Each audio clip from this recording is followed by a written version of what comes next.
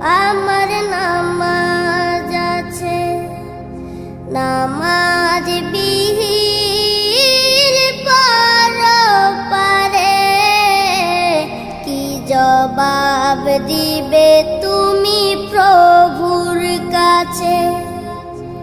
প্রভু